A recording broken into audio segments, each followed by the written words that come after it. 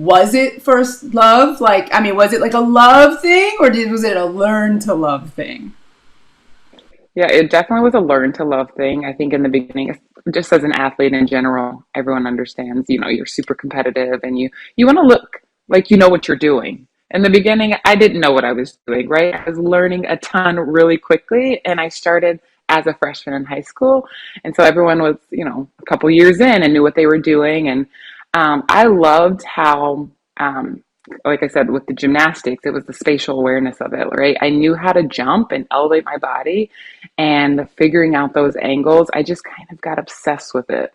So I learned to really enjoy the game once I had that IQ. Yeah, I think that's so important. And I think some people think that people just love their sport right from the beginning. And like we've had previous guests on that said, like, they didn't like to run. They just wanted to win, right? So that's what got them into track or whatever. Like they were winning, but then when somebody was like, okay, we want you to do these, intervals and workouts, they were like, it does not compute. Don't like this, right? Like the drills and stuff. So I think it's important that people know that it's not just loving your sport that's the key, or working hard at your sport, but it's like sort of learning to fall in love with the process of being good at something and knowing that that's not always a natural thing. I'm excited for you to see this week's episode, but before we get to that, I have a message for you. If you're a parent of an elite athlete or a coach of a high-performing team and you're looking for some help or assistance with making them more mentally resilient, perform with more confidence, be more consistent, anything like that, then this is for you. I have an 8-week program all designed to address exactly that, to help your athlete be at their best on a more consistent basis and not get tripped up by those little voices in their head and getting down on themselves for mistakes, but performing like we know they can. So what I want you to do is don't delay, just grab a time on my calendar through this link, and let's set up a time to talk about your specific situation and how what I'm offering in my 8-week program can help. Okay. So it's brindrescher.com/free consultation. So click this link, grab a time on my calendar. I look forward to talking to you. And now on to this week's episode. Welcome, welcome, welcome, welcome, everyone, back to another episode of the Mental Advantage podcast. And as usual, I'm excited about my guests. I mean, I know you guys are like, you say that every week, Bryn. Well, I think they're really awesome people. So get off my back. But anyway, so this week, I have another powerhouse person from the world of volleyball. So we had Taiba Hanif Park, who was an Olympian, and now we have Jordanne Scott. How you doing today, Jordanne? I'm doing great, Bryn. Thank you so much for having me on. I am so happy to have you. So, Jordanne, tell the people a little bit about yourself. Where are you at in the world, and what sport do you play? I mean, I said it, but just in case they didn't understand. Yes, so I am currently out of Minneapolis, Minnesota, originally from Indianapolis. Played volleyball all throughout high school and college, and then on to professional ball. Nice. She's a professional, y'all. That means she got paid to play ball. That's what's up. Okay. That's what we're all wanting to get to. I mean, I think my days of being professional as a ball player are done, but fingers crossed, fingers crossed. So, so tell us, because, I always I think of athletes as like superheroes, and I know they're just regular people, and we also need to like humanize them. But in the interest of origin stories, was volleyball the first sport you picked up? No, I'm from a huge family, and my mom always pushed us to find as many interests as possible, and we were all just super athletic. So I started off as a softball player. I played tennis.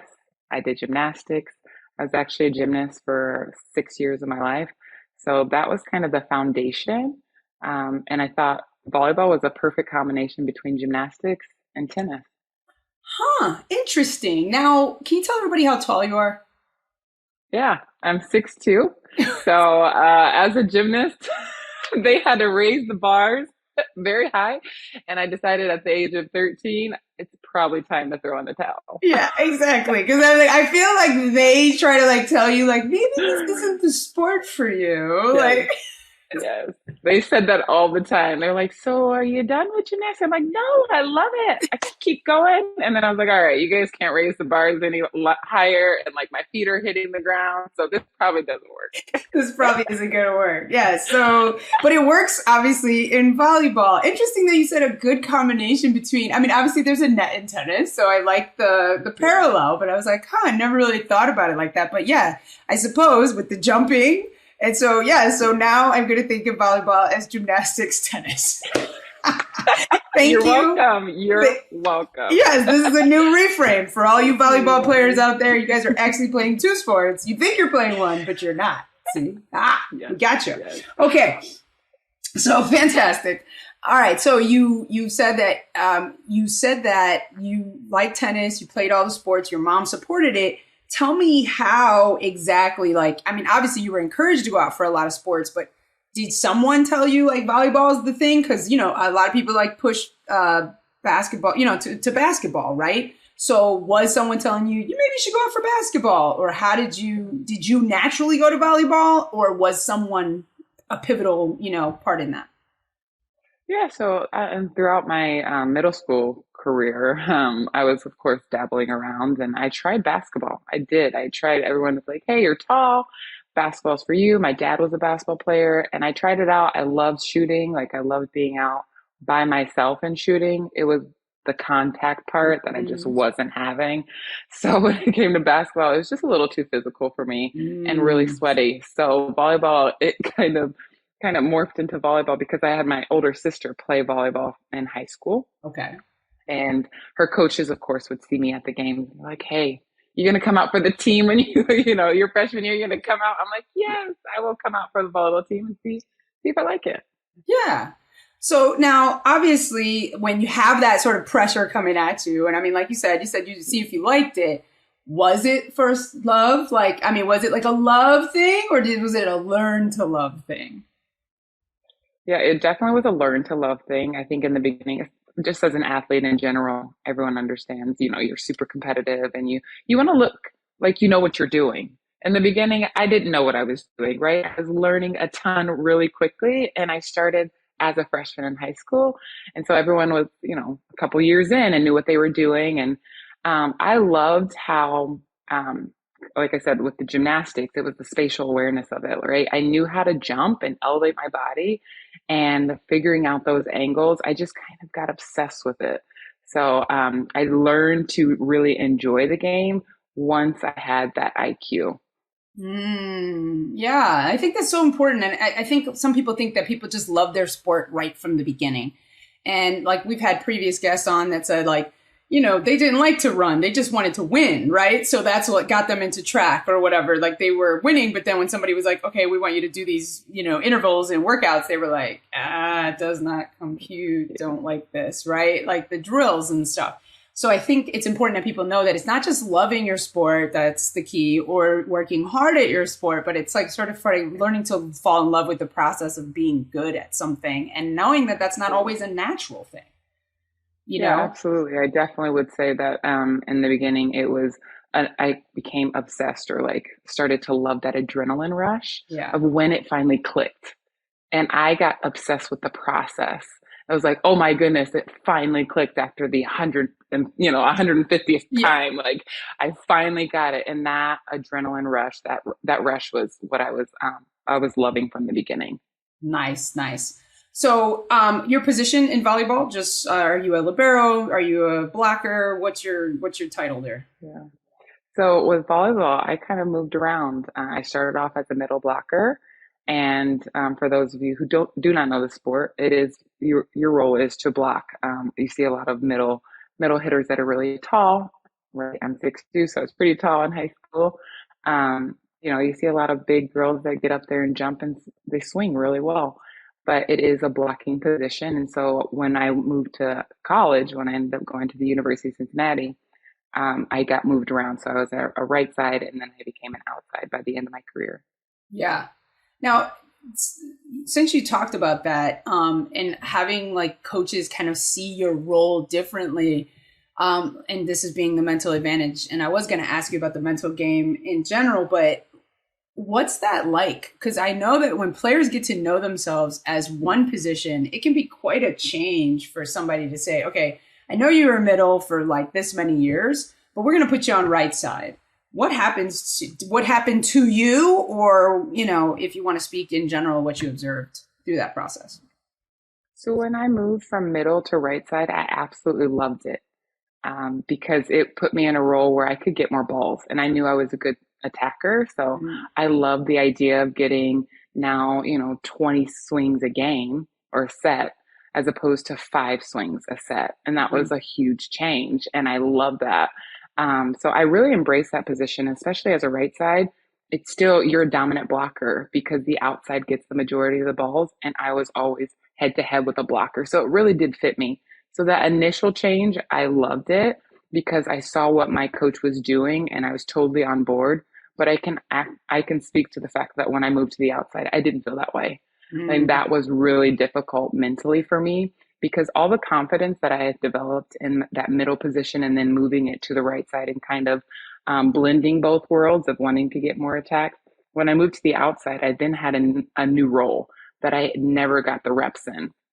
So I think it was really important in that position to have a coach that was nurturing and really just feeding me a lot of positivity and encouragement and really helping me through that role.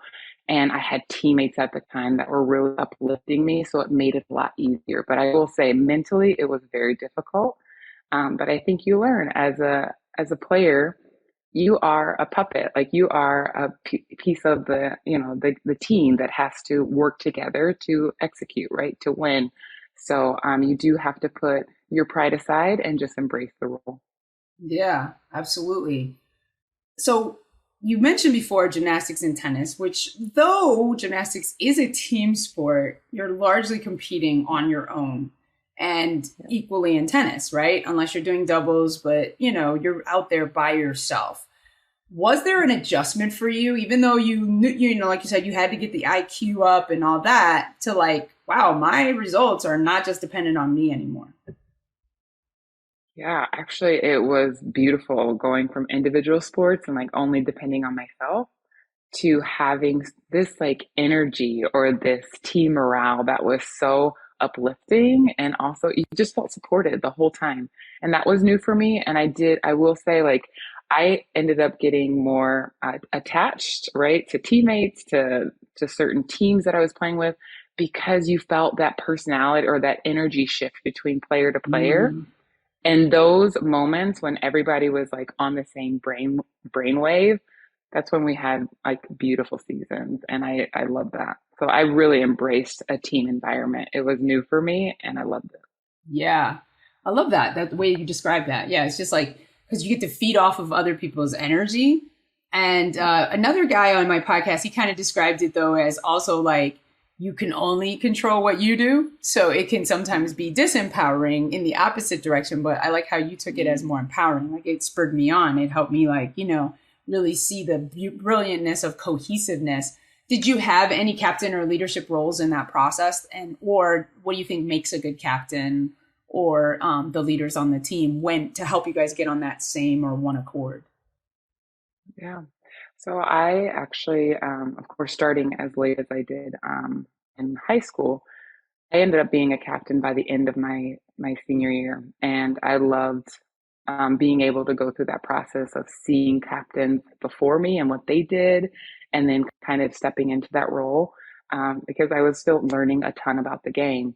So my senior year of high school, I was the captain, and I have to say, every person has a different approach and I wanted everyone to just really get along and work together and feel heard and listened to, which I thought was very important. But also, I had to learn in college how to push, how to start Mm-hmm. holding people accountable, not only holding myself accountable and being a person that is, leading by example, but I also had to learn different people, different players, different personnel, and their way of being pushed and the best way to push them to be the best version of themselves. So you do take on a lot as a captain, understanding who's on your team, what you need, and how to get them there.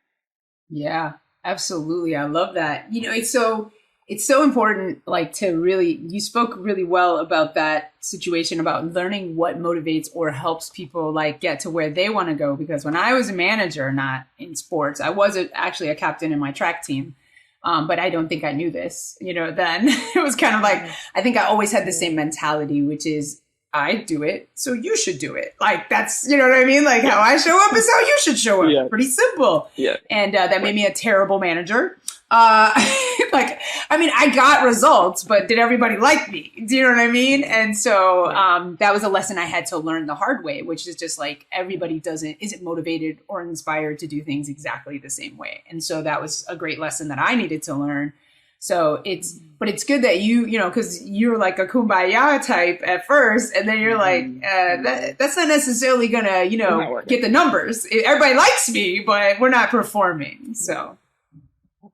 Absolutely. And I will say it did change in my collegiate and professional years. I experimented a lot more. So just in that high school world, I figured out pretty quickly. In college, I did have to learn a lot and fail because sometimes you try to step into, the shoes of other captains that you've seen, and it doesn't necessarily fit you. And I did try at times to push people harder than they probably could have been pushed in that moment or should have been pushed in that moment. And I had to learn that as well. Yeah. Well, it's good. And you're speaking really well, you're speaking to something super important, which is we got to learn from our mistakes, right? Like I wouldn't be the coach I am today if I didn't go through that experience as a manager in my job. You know what I mean? Like I'm thinking because I was an athlete and, it was all about like, you just do the workout, right? That's what you do. Like, yes. And everybody you live and you learn. Yeah, exactly. Exactly. Until you make your first employee cry and then you realize, like, and I'm sure you had teammates that probably had some moment. Oh, yes, I did. Okay, so I want to know, I'm sorry, we got to go there. Jordanne, tell us about the time that you made a teammate cry and what you don't have to tell the name or anything. We're not going for anything and exposés here, but like what was going on prior to like that you thought this is what needs to be done and then like what kind of like happened as it was unfolding? Yeah, so this was in Germany, my second year in Germany. So it was actually my third season abroad. And, now that I'm playing professionally, I have not only different personnel, different cultures, different languages. So the complexity just increased exponentially, right? So I had a girl on my team at the time, and we started off the season with so much energy. Like we started off the season like super positive. This happens a lot, right? Yeah. Within the right. Everybody's psyched in the beginning, right? Like, yes, let's go. And we started off playing one of the hardest teams in the league, and we lost by 2 points in a game to 5. So in volleyball, as you move throughout your career in college and professionally, it's now the best of 5. Well, we went to 5 sets that first game, and we lost by 2 points. So it was devastating. We were so close. We were right there. And then unfortunately, that started this snowball effect of losing, right? Because you gave all your energy, like you put everything into it, and then you felt deflated. Right. So we were probably 4 games in, to this losing streak. And I wasn't having it. And I was one of the captains, of course. I was just not having it because there were things that were happening in practice where it's like, okay, you let it slide once, you let it slide again. Oh, you didn't try in that moment. Well, this 5th game, everything just went like it just imploded. We imploded. And it got to the point where on the court we exchanged some words. And essentially what I told her is just don't even try. I will play the ball. Don't even try to look the part. Stay away from the ball. I'll play it. And of course that ended up going into the locker room after. And we were all, there's so much adrenaline. There's so much going through your mind, your body, right? We're playing it's 11 o'clock at night. At that point, you're depleted, you're tired. So we went into the locker room, and I just told her, I was like, if you don't want to be here, don't be here. And so, of course, that then led into a conversation because I was one of the captains with the coach. and herself. And I apologized. In that moment, I decided I am going to continue to lead by example. But it's interesting because I love having, a good coach, right? A good coach that's supporting you through that process. Because even though what I said in that moment really hurt her feelings, and I wanted to acknowledge that her Yeah. feelings were hurt, the coach was like, we needed that. We needed that moment Yeah. of like the kick in the rear end, for us to then end up playing really well that next game. So sometimes those moments are pivotal. So it's a I good thing in the agree. end. This is not a sports analogy. A sports example. Once again, I guess I don't have any Yeah. examples of me crying in sports. But I'm like, was I always winning, or was it just like I don't know? I don't know, or did I not care? I don't know. But when I was in AP history in high school, my teacher, kind of made me cry. I mean, it was like his goal to break us down, but like to get us to wake up to like who we really were. But like I did so well in that class because he took the time to like remind me who I really was and like what I was holding myself to a standard. And so I think it's important, any captains or any leaders of teams that might be listening, or if you're coaching a team, to really know how to be able to like you said, that coach definitely sort of lead that captain to say like, I can acknowledge that this hurt you and it may not have felt good in the moment.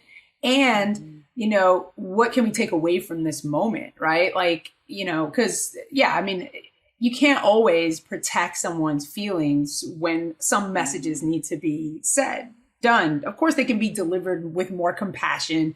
But in the moment, like you said, like sometimes it's just not possible, or at least not as, let's say not possible. That's not a fair statement. Not as Not probable. much tact. Yeah, not very probable in the moment. Like as much as we want it to be like the way, like I want to be able to say this, like kind of like Tom Hanks, like there's no crying in baseball. Yeah. But like right. Yeah, it's just like this is hard, But but I think that's true. And like you said, you learn through that process. Like how can I have that, firm hand? But also, like you said, with the tact and the compassion to a degree, but also, like you said, having a coach that can support it and bring it around and kind of say, well, that's what we needed. We needed to wake up. We needed to, we needed that wake up call. And it taught me so much about delivery, but also timing. Yeah. Right. And having difficult conversations before they get to that point. Yeah. Right. So as a captain, I took it as my responsibility to then hold people accountable from the beginning, as opposed to letting those things slide left and right, and then having this huge, blow up. Exactly. Because we didn't have the conversation. Yep. And so it ignited the conversations that needed to be had, which I totally appreciate and then learned from. Excellent point. All right. So I know we've made a leap to the professional world, but I want to go back. You said that you went to Cincinnati, University of Cincinnati. I know one of the things, and you reached captainhood your senior year. Congratulations. How of your high school career, and then, I've seen you had leadership roles throughout the rest of your career. When you're deciding, to make the leap from high school to college, what was the factor in you choosing the school that you chose? Let's just use that question right there. Yeah. I have other questions, but we'll get to it. Yes. I have to admit, it wasn't a pretty process. I started late in the game, like I said before, but I got a lot of interest really quickly. So within the first 6 months of me playing volleyball, I had already had a Division I offer.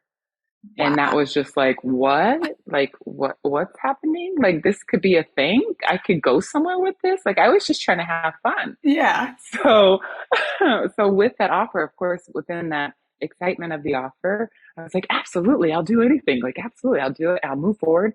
Well, then, of course, learning a little bit more because I just didn't know what I was getting into. My parents had never had a kid go to college and, play. So this was all a new experience for all of us.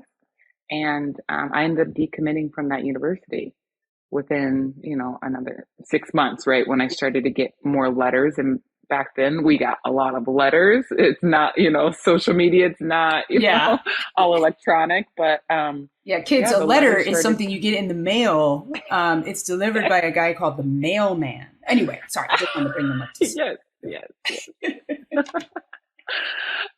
So I started receiving more and more interest, and through that process, I ended up committing to Georgia Tech. And I was super excited, went down for my official visit. And I think everyone decides on their collegiate, their their college differently, Yeah. their collegiate experience for different reasons. And for me, it was understanding that the coach and the team was going to be who I was going to be around 95% of the time. So that was extremely important for me. It was crucial that I really respected and loved the coach and the team and what they stood for. So Georgia Tech was my number one option. Well, the coach got fired a Mm, year later, which changed everything. yes. And at that time, when the coach got fired, it basically released all the recruits, or all the Yeah. incoming or the potential incoming freshmen. So I ended up going with Cincinnati, who I turned down, of course, to take that Georgia Tech offer. But the beautiful thing about that experience is when I got off the phone and turned down the Cincinnati offer the first time, the coach said to me, "If anything ever happens, we're here." And it just kind of sat with me. And I was like, oh, this is so hard because I love that team and I Yeah. love this team. And so, long story short, I decommitted from Georgia Tech, the second university that I was committed to, and then ended up going to Cincinnati, which was perfect because it was only an hour and 45 minutes from home. Oh, nice. And so my family was at every single home game and traveled with me as much as possible. They were truly a part of my college experience. Oh, that's wonderful. See, right, and that wouldn't have been the case in Georgia. So it's like, No, I goodbye. think that's the thing is to recognize everything happens for a reason, right? And you hear Georgia Tech, and it sounds like such a big name. And I mean, since he's got, I don't know the world of volleyball, but obviously since he's got Right. a pretty good reputation in basketball. But it's like, it doesn't mean it's lesser of a university, but some people might think that way and then be like, oh, I'm going here for sure. And then it doesn't work Absolutely. out, but it's like the best thing for you. And a lot of people don't look Yes. at it that way. Yes. Yeah. So, So I always encourage all kids to just trust their experience, trust your process because it will happen exactly how it's supposed to happen. yes, absolutely. Okay. So you played in Cincy. What was the biggest transition between high school and college, like for like volleyball on the high school level and volleyball on the college level? Yes. Oh, what was the biggest transition? First of all, going from, top 50 recruit in the country to you suck at volleyball, my first game. Like, that's how I felt. And, I wanted to go to a school that I would play. Like, I Yeah. didn't want to sit the bench for a while. I wanted to start right off the bat. So I asked for the experience, Yeah. right? So it was a kick in the rear end going from high school to college because it was just so much faster. It was a faster game. I was a middle blocker. I played middle all throughout high school and then my first 2 years at Cincinnati. And it's just a faster game. You're all over the place. You feel like you're in the way. And then you have the captain of your team as your setter pushing you, which was great. And I was like, am I good enough? I don't know. And she's like, yes, keep going, keep going. Right. So it was quite the adjustment in terms of how fast the game was, but also time management, right? Mm, You're now on your own. You are, in a new city. I was in a new city, new team, new expectations, and waking up at 5 o'clock in the morning for morning practice, going to school, then coming back for afternoon practice. Like yep. it was just a lot more volume, a lot more volleyball. And then the expectations in the weight rooms changed completely because I was just kind of lifting in high school. And then I went to my first lifting. Actually, we went early, so we Yeah. started in the summer. So starting in the summer, went to that first weightlifting session. He kicked us out. Like it was just everything was just so different. He like the whole freshman class had to come in together because it's like initiation. They're like, we want to get you guys up to speed. So in every area of my life, everything was changing and in a good way. And there were just higher expectations and it was a lot, but it was such a good time. Like, of course, it's funny to talk about now, but in that moment, it was very overwhelming. Yeah, I bet. I bet. So speaking of that, because it's the mental advantage. How did you handle well, one, how did you handle it? Like, what helped you, right? And I know you mentioned the captain like pushing you, but secondly, was there any talk about the mental game at any point along the way? Because I know that it's not something that a lot of coaches do talk about, other than get out of your head, stay in the game. Like, you gotta be mentally tough. Like those kind of lovely pep talks. But was there actually any support for that? So, my freshman year, we didn't have much support other than the girls that were around me. So you really just learn to rely on your team in terms of like what they're experiencing and like kind of bouncing it off of Mm-hmm. each other. There wasn't a lot of talk my freshman year. The biggest thing that I got from my weightlifting coach, who I absolutely loved, was, get your mind right before every rep, get your mind right before every run, get your mind right before every practice. And that was the one thing that stuck with me and also has stuck with me throughout my whole career and has evolved the more mental training I had or the more mental support I had throughout my career as well. So my sophomore year, we did have some mental trainers that had come in and we did some assessments, and there was a little bit of like, let's figure out who you are as a person and let's start respecting each other and who we are as people. We did the disc assessment. They came in, and but that was really all we had. We didn't have someone to really talk to. We didn't have like a counselor or anything like that. So Mm-hmm. I did end up reaching out to some support for like a counselor the end of my sophomore year, just because it was available to us. Yeah. And but that was on my own terms. That was something that I wanted to try It out because wasn't I did promoted by the think, staff, is what you're saying. Yeah, got it. no, not in any capacity, Yeah. but I will say my way of moving through that mental side of things was then my junior year when they brought in someone who talked about visualization and imagery. And that changed my career because I was like, what? I can like start seeing how I'm supposed to be moving and like start Mhm. feeling how I'm supposed to be feeling in the game. And that like will translate. That was the spark to my mental game. And that was also the spark to meditation and my process of, how I ended up approaching professional ball as well.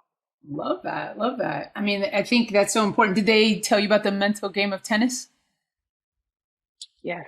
So I learned about the mental game of tennis actually in my professional years. Oh, But what we did, we read the Mind Gym. That's what we read. the Mind Gym mind. and John Wooden. Yep. Nice. John Wooden's book. Yeah, John Those were Wooden's the two books we amazing. read. Yeah, exactly. Yes. I quote him all the time. I mean, Yes, I only he's know great. one real quote of his, but I'm like always saying it. Like he said, you can play your best and lose, and you can play your worst and win. So it's like it's not just about the Mm, score, and that's why I go skill over scoreboard, right? Because people are yes. so big about that, and just the winning, and like you said, falling in love with the process because it's so important. And since you had that, like where you had to learn volleyball at such a later age, I wondered if you ever felt like that was an advantage for you. Do I think of it as an advantage at the time? Absolutely not. Yeah, Because I'm like, everyone else is at it's a so whole far nother ahead, level. right? God, it's like, am I gonna get there? Come on, when am I gonna get there? Yeah, I'm ready to get there now. So it created a lot of like anxiety or a lot of push, right, for right. me to get better really quickly or a lot quicker than most.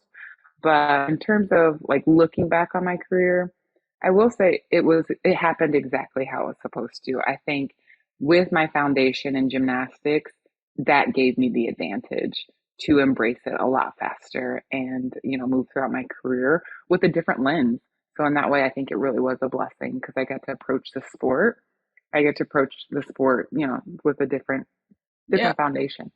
Yeah, and a lot of people do talk about being a multi-sport athlete and how like it develops different muscles in your body. So I don't know why. I know arabesque is a ballerina term, but for some reason I Yeah. see you doing an arabesque to do a spike. So Yes, there were times when I did a full turn to save the ball. yeah, Yes. exactly. They're like, "What is she? Wow!" She's like, "Wow, was that a How backflip?" did That she was get that? Exactly. Yes, when I roll on the ground, they still say it looks like I'm doing a backflip, but whatever. You're like, hey, it works. It works. Right. When everybody else, Yes. when you guys have that leg out and you do that like dig, and it's like you're practically in the splits. So yeah. Yeah. Yeah. Like, don't tell me that this gymnastics thing didn't work out for me. Like, yeah, I'm the No, most I'm the really most did. what is it, flexible volleyball player out there. Absolutely. Yeah, and it'd be obviously if not for the uneven bars, like right, like in certain parts of the sport, you could still do. But yes, all right. Absolutely. So now, what was the highlight? As far as your college career, like you said, like you got, I know one of the highlights was getting visualization and like breaking the whole game wide open for you. What was the highlight performance wise? Did you guys, compete like, in any tournaments? How did it go for you? And then you also talked about, so this is a two-part question. What was the highlight? And then you talked about the devastation of loss. And, I think it's so interesting because, you're going to lose as an athlete. So let's talk about the high and low aspect of sport. How did you handle that? Do you remember it, kind of the ride? And tell us a little bit about your experience. Yeah. So we ended up being top 25 in the country, which was a huge accomplishment for Cincinnati. And that was my sophomore year of college. And then we ended up going on to win our conference, and then we won our conference tournament. And every year that I was there, we were fortunate enough to go to NCAA. So that was definitely the highs, just, receiving a ring for being Big East champs at the time. Nice. Cincinnati has now jumped around conferences, but at Yeah. the time we were Big East champs, which was huge. And then I'd say the biggest low in my career I would say it was kind of my senior year. We kind of took a turn. We had a coaching change, and we just couldn't get our feet underneath us that last year, which was hard. It was a really hard way to finish my career. So when you talk about the low is the reason I ended up playing professionally. It is what continued my career. So it was the biggest blessing in disguise, because if it wasn't for having this kind of like, um, it was just a depressing senior year. It was underwhelming. It was an underwhelming way of finishing Yeah. my career. I was like, this is not the end. I have not worked this hard for this to be the end. Yeah. So, funny thing is, at that time, every 3 years, we were able to take an international trip. And so my sophomore year, we went to Brazil. We went there for 10 days, played, had a great time. But in that moment, I had decided I was never going to travel abroad again, because it was just so depressing. I was in Rio and I was in Sao Paulo. But for me, for whatever reason, seeing that different lifestyle there, it was hard for me. I was like, Yeah. I just want to go back to America. I just want to be in America, like in my little safe haven. Like, I don't want to travel. Right. Well, with my senior year, I was like, I am not finishing volleyball like this, right? Fast forward 2 years, I'm like, absolutely not. Yeah. Somebody like who wants me to play for their team? I'll go anywhere. And it was the biggest blessing, because I absolutely loved my experience abroad. Like, I had so much fun abroad.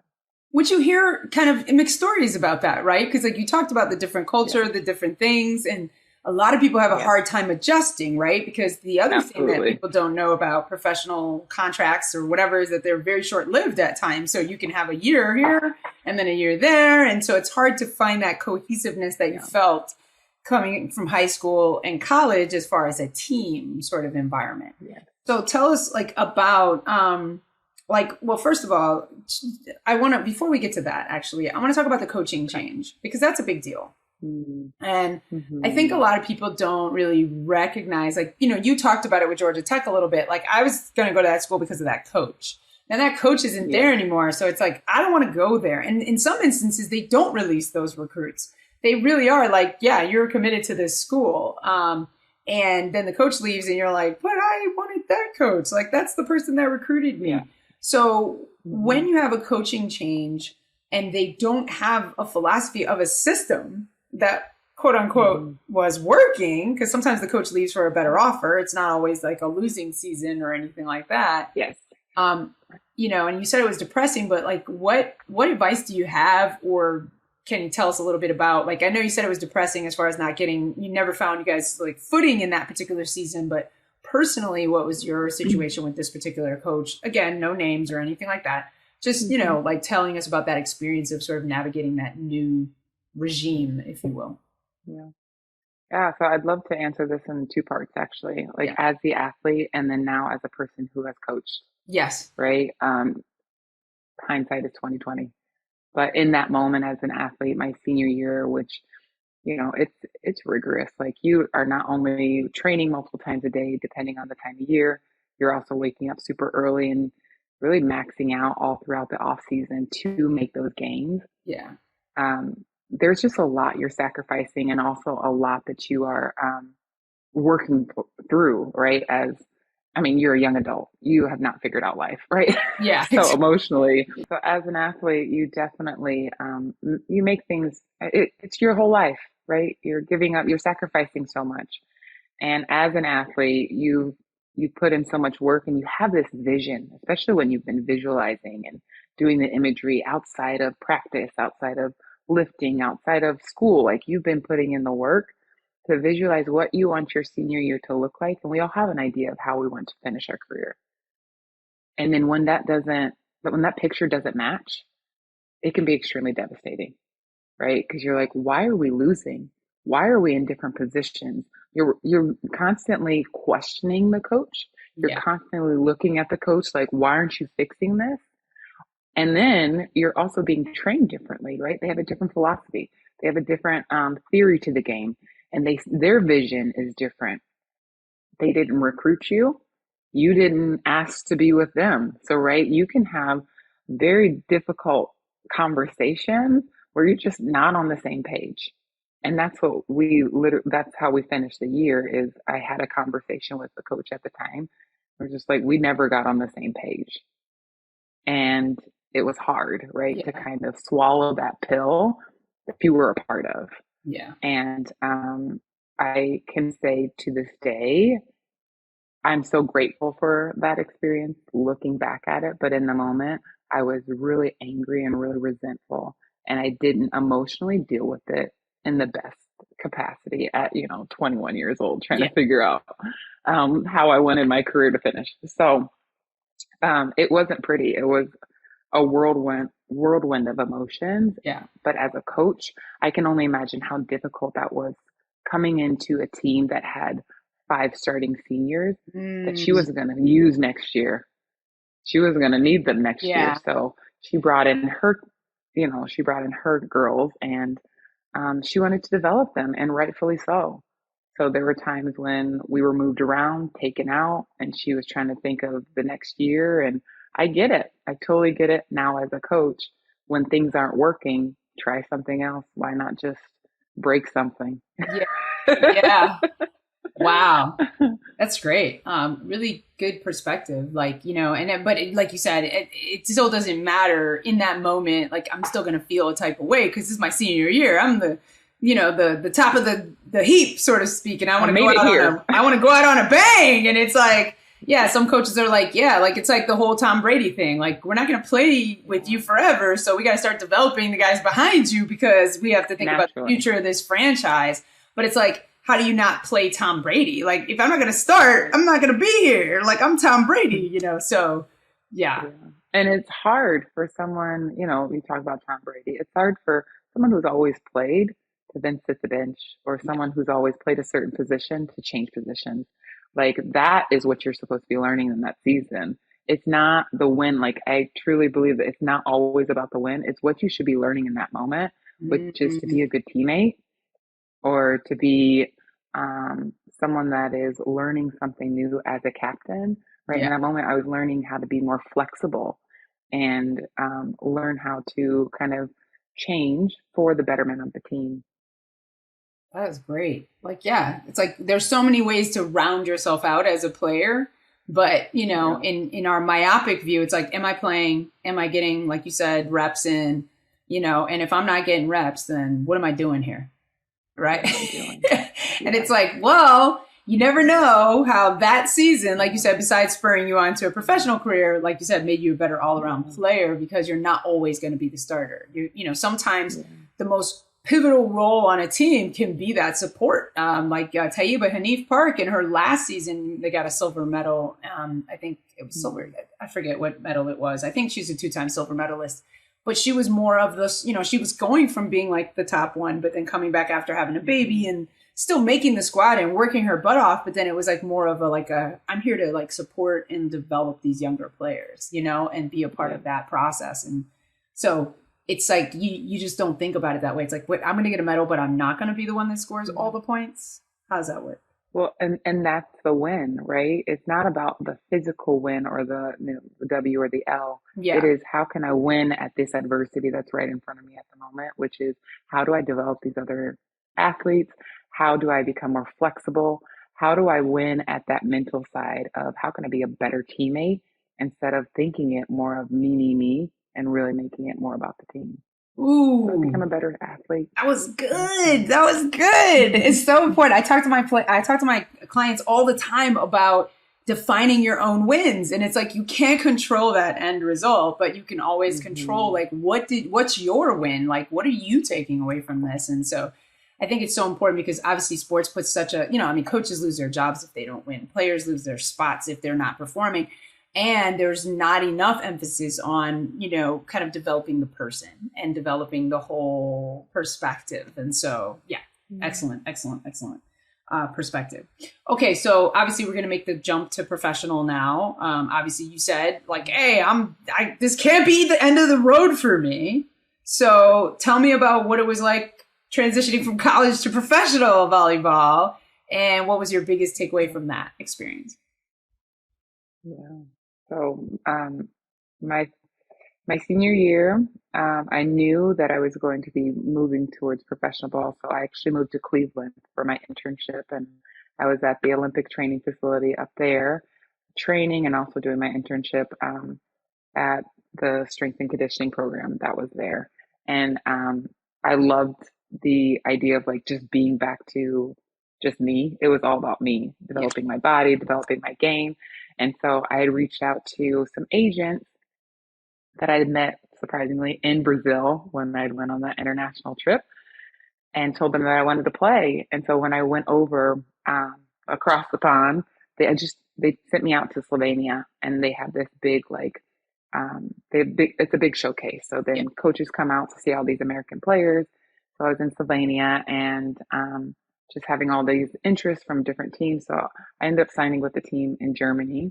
It was Ladies in Black Aachen, and that team was the perfect team for me to be on and to start my career professionally, because I not only was in Germany, but my coach he was from Eastern Europe. And then I also had 5 Eastern European teammates that were on there. We had a Finnish girl, we had a Swedish girl, we have an girl from Israel, like we had Dutch girls. It was an international. It was exactly like it was the only team I've ever experienced that many different cultures in one place. And it was so cool because there were 12 of us, and there was like 9 different nationalities. So going to that team, again, there was the language barrier, there were the cultural differences, and surprisingly, that year it wasn't that difficult to deal with. Everyone spoke English, so that was the common language. But the hardest thing, I will say, being abroad, was just constantly comparing things to America. It's like, oh, that's different. Like, how am I going to eat? What should I eat? This is different. Like, how is this going to affect my body? Then we also had a different strength and conditioning program because it was a different approach. It was more like our strength and conditioning coach was actually our coach. So he was not only our volleyball coach, but he was also running our strength and conditioning program. So there was just a lot of learning on how to navigate the international game without losing the foundation you've already created, because everything is now changed. And you've already learned your body, and you've already learned the American mentality when it comes to training your body and the strength and conditioning and the food aspect. So it's like, how do I supplement all these things and still maintain my level? And I think it's such a good experience for anyone, any athlete to go through, because now you're no longer dependent on what everyone was telling you on that college team. It's now, what do you need? what worked for you, and how do you stay strong in that, Mm. even through this 9 month season. And that was another change is, high school and college ball is only 3 months. If you're lucky, 4 if you go far into the Right. tournament. But now I was looking at a 9 month season. So it was also staying open to the fact that they know how to get through 9 months. Maybe this 3 month mentality or this, strength and conditioning program doesn't work for Yeah. the longevity of the season. Yeah. So there was just a lot of changes in that way. But in terms of the team, in terms of the team morale, in terms of, the coach, it was a great season. Yeah. It was Nice. perfect. Well, that's great. So obviously we're getting close to the end of our time. So I want to get to your transition out of sports because that is one of the hardest parts for an athlete, especially one that performed at a high level like yourself. Because obviously the percentage of people that play college ball is significantly less. And then the percentage of people that go on to professional is significantly less than that. And so then you're talking about, a good portion of your life. Now, luckily you started somewhere around 14 in your sport, 13, 14. But most people have been playing since they were like 5, right? So we're talking about pretty much my whole life of what I remember, I've been playing this sport. And so though you had some perspective of other sports, you've been an athlete your whole life. So as you're coming out of that experience, talk about that process for you of like, do you still identify as an athlete or was it a really hard time for you or were you just ready to be done? Yeah. I retired twice. So I think that's a natural occurrence from what I hear. You retire. I went into behavior therapy, and then after a couple years, I decided I wanted to coach internationally. So I went back, and then they were like, "Hey, how about you play?" So I jumped into playing again and coaching at the same time. Wow. So I will say that was an interesting process because, I went back as a coach and a player. And so it kind of pushed me towards like the coaching aspect of things. And I have to say that it was great. It was hard, of course, to say goodbye, but my body was ready to say goodbye. And Mm. I think the biggest identity shift that I had to make was now what? Now I'm not training for volleyball. Now I'm, lifting and working out because I like it. It's a part of my identity. Like I will always identify as an athlete, Yeah. but now I have, this autonomy of what I want to do with my body and how I want my body to look and how and when I want to work out.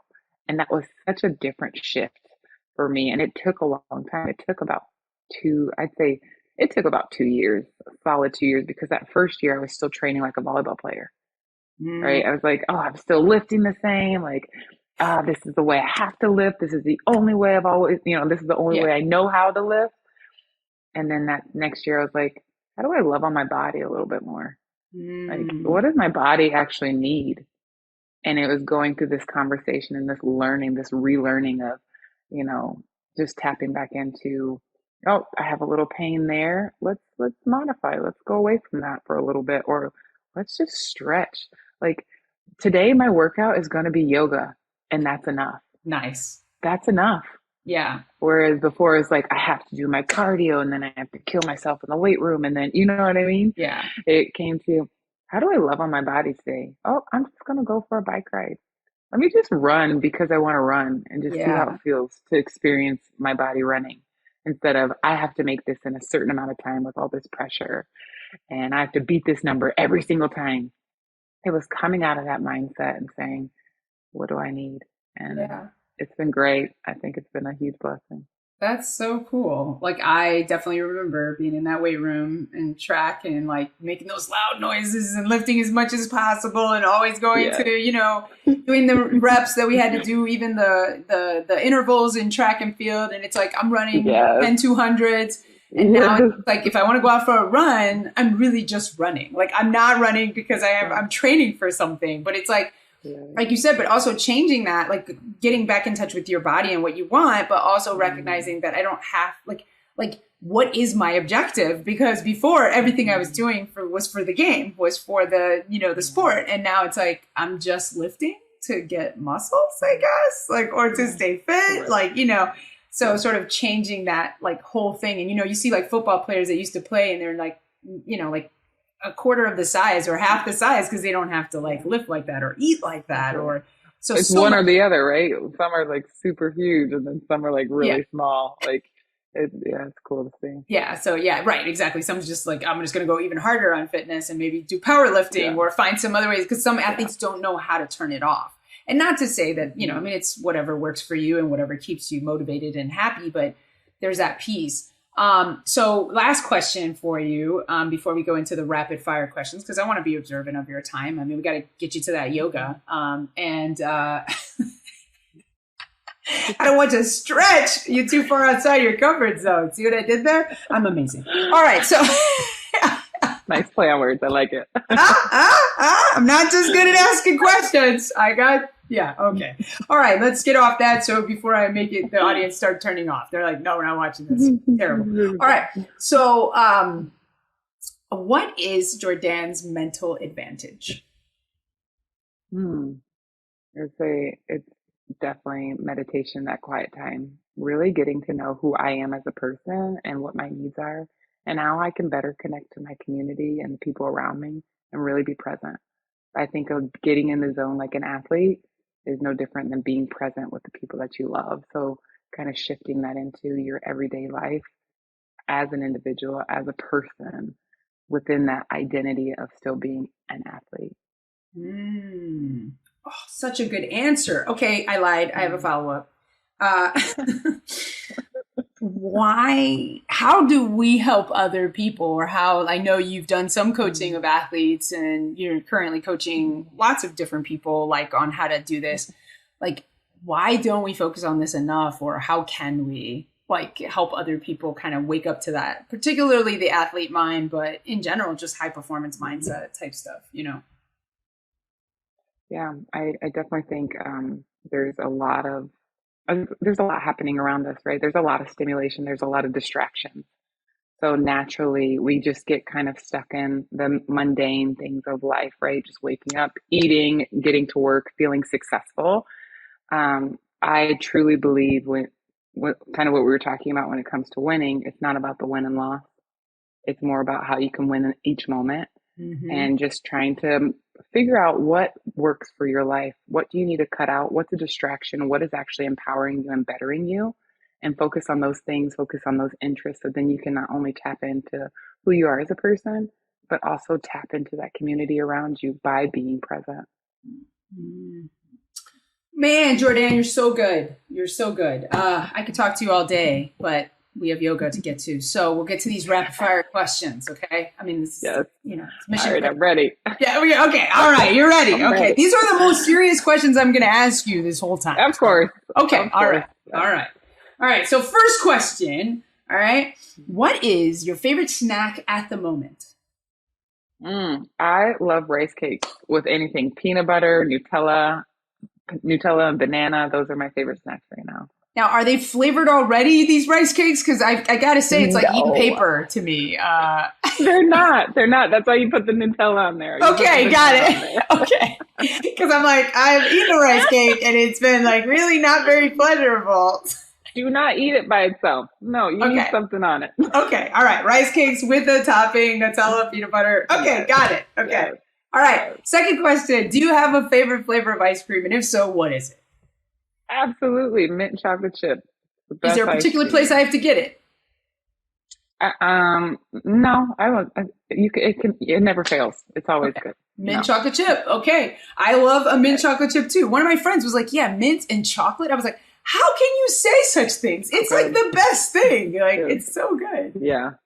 I guess my second, I would have to say Dairy Queen. Like, I love the Heath Blizzard Dairy Queen. It's just good. I used to love a Blizzard. I'm vegan now, so there's nothing for me at Dairy Queen but a Blizzard. Yeah. Oh, and you said Heath? The Heath bar? You said the Heath bar? I'm sorry. It's the Heath Bar Blizzard. The Heath Bar. Yes. No, it's all good. I used to love a Heath Bar too. Back in the day. I wasn't always a vegan, people, so I have a pre-vegan lifestyle. Okay, don't judge me. All right. I really loved Dairy Queen. Man, I grew up on those Blizzards. Yes. So anyway. All right. So if you could have a superpower, what would it be and why? I want to fly. That would be amazing. Then you can get anywhere whenever you want, and then it's a huge thrill. Maybe I'm Yeah. a little bit of You like the thrill. um See, me, I'm a teleporter. Yeah. yeah. Okay, I'm there. Oh, there you Yay! go. I'm going to enjoy No, paradise. I'm like, I want to fly there. Yeah. I want to see everything. Nice. And Superman's my favorite, so clearly he doesn't teleport. So I get it, but I think I would like flying. But for some reason, I just think of the bugs and the things. And I was, does he ever get bugs in his teeth? These are the things I want to ask Superman when it comes to him. But anyway, he's moving so fast. I don't think so. The bug would probably disintegrate because it's just like he just kills the bug. Yeah, kills the bug. Probably does. Yeah, it's like impossible. All right. And do you have a favorite superhero? Since I talked about mine, it's only fair that we find out about yours. I can't say I really have a favorite superhero. I'll have to come back to that one. I don't know. All right. Well, it's okay if you don't. And you might just have So we'll get to there's a second part to the question, so we'll get back to that in a second. All right. I guess I like Thor. I like Thor, but for different reasons. Thor. Are you just attracted to Chris Hemsworth? You can tell me if that's really what it is. Okay, because he's incredibly attractive, and he's got arms like stadiums. But that's the only one that came to mind. I'm like, yeah, exactly. It's like, well, you know what? If you think about it, I really like Thor. I'm like, really? Do you like Thor? Let's say he's played by someone else. What his superpower is. His superpower is just being devastatingly handsome. Exactly. Yes. Okay. I get you. Okay. So this next question is kind of a thing that some people have, some people don't. You may not care. Okay. Right. It's a first world problems question. Okay. So in your bathroom, I'm assuming you have toilet paper. Yes. Yes, I do. Okay. Are you an over the top or an under the bottom? And if so, why? Over the top. Why, Jordanne? Why does it have to be over the top? Then you can see where you're pulling. Mm-hmm. You're always like under the bottom. You're always like trying to figure out where it's at. Sometimes yes, agreed. Oh, so good. I'm an over the top as well. Almost 99% of the athletes that I've had on this podcast are an over the top. There are occasionally some under the bottoms, but then there's that really weird outlier that's like, I don't care. All right, so yeah, there are those people. Now, Jordanne, now these are the follow-up questions. These are important. If I'm at your house and I put the toilet paper on wrong, do you change it when you go in the bathroom? Every time. Every time. Okay. See, yeah.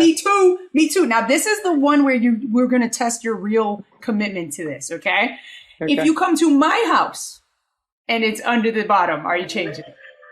Absolutely. Woo! Okay. See, I don't do that.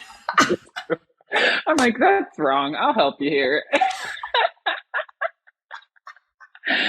Let me help you out. Nice. You'll never know I did it. Okay, you're like the first person I think to admit that. Like everybody else is like, no, I would never change it at anyone else's house. But when I used to do this in workshops, there were definitely people that said, yeah, I'll change it. But so you're not alone, but I'm saying you're the first person I think on my podcast to say you would. So yeah. And I'll probably fix your cloth. Like if your cloth is like wrong or, yeah, I'm a little OCD. I might have OCD. While you're in there, like straighten up the bathroom. I'm like, you might want to fix that too. I'll invite you over just so that you'll straighten up. Like, hey, Jordanne, go in there, see if there's anything that's wrong in there. And secretly, I'm just hoping you'll clean it. So, I blame that on athletics. Attention to detail. It's there. I see it. Like things need to be in its place. Yeah, like, hey, there's an order to things. We got to do this the right way. Okay, I love that. All right, Jordanne, who's your personal hero? My personal hero. That's a hard one. It changes moment to moment. Like right now, RBG is someone that I've been really looking up to. I mean, she's just amazing. She's for sure. Revolutionary. Like, so right now, that's who I've been super fascinated by. I mean, Michelle Obama. I mean, I was obsessed with her forever, still am to this day. Yeah. Oprah Winfrey. Like, there's just I have so many. I'm noticing a theme of strong women, though, yes, I love it. Yeah. And you are a strong woman, so nice. I love it. All right, and then what do you want to be remembered for? I want to be remembered for making people feel loved, accepted, and heard. Nice. So just so simple. She's like, yeah, I could totally, Yeah. like, I have that answer. Easy. Yeah. I just want to be remembered for these three things. I don't know. It's not like I thought about it before. I'm just saying. Yeah. Avid meditator. I love connecting with myself and other people. This is my Okay. thing. Well, that's fantastic. That's fantastic. Okay. Well, tell the people, this is your chance to tell people, like, if you want to connect with Jordanne, where do we go? What are you working on? What do you want us to tap in with you about? Yeah. So if you want to find me on Instagram, my name is Jordanne underscore recalibrated. My company is called Recalibrated Minds. I'm working to empower women. I want to help women just get rid of perfectionism and finally start loving life again, just being exactly who they are. So Mm. you can find me on Instagram. You can find me on my website, recalibrated-minds.com, and I'd love to connect. All right. And you coach as well. Yes. So that you're looking to actually coach these women and help them. Yes. Yeah, so I do coaching, I do hypnotherapy. I'm an RTT therapist, so I love, doing sessions where people are whatever they need. It's anxiety, it could be weight loss, it can just be connecting to who they are and their purpose. So, yes, that is what I do for a living. Fantastic. And guys, we're talking about an athlete here. So, she's going to be committed to your success because she doesn't lose because That's she right. defines her own wins. So, and it's going to help you define yours. So, you can't lose with Jordanne. So, for sure. Thank you so much, Jordanne. This was so much fun. Welcome. Yeah, this was great. Thank you for having me on. Absolutely. Thank you.